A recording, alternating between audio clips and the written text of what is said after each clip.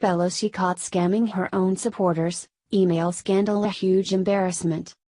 The Democrats keep talking about the blue wave that will inevitably sweep the country during the midterms, but if their money problems are any indication, the wave ain't coming.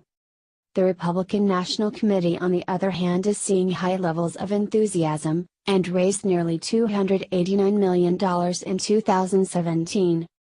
The Democratic National Committee raised a measly $64.5 million in comparison. Very sad. Despite these depressing numbers, the Democrats are pretending things are perfectly fine.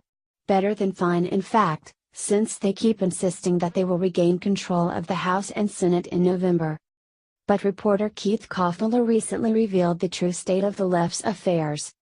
Koffler decided to take one for the team and put himself on various Democratic email lists, for the purposes of gathering news. It was on Pelosi's email list that Koffler uncovered an obvious scam Pelosi is trying to pull on her supporters, and once again, it involves money. From IJR. On June 22, I got an email titled, "Not asking for money." Now, that sounds pretty clear to me. After some political talk, she gets to the point with a line at the end of the email. "Please, before midnight, will you complete your survey? Your voice is more important than you know." Scroll to the end of the short poll, and you find what is seemingly the question she most sincerely wants an answer to.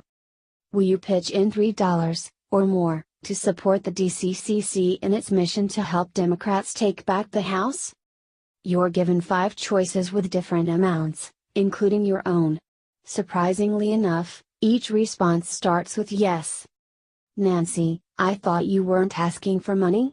I guess Pelosi's supporters needed to read the email to find out what was in it. Koffler received 2 similar emails from Pelosi within weeks of each other, titled, "Need input, not money." Both contained a link to a survey that ends with a cash grab.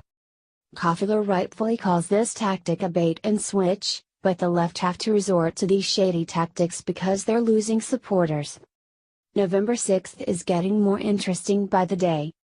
With the Democrats' growing embrace of socialism, radical violence, and fake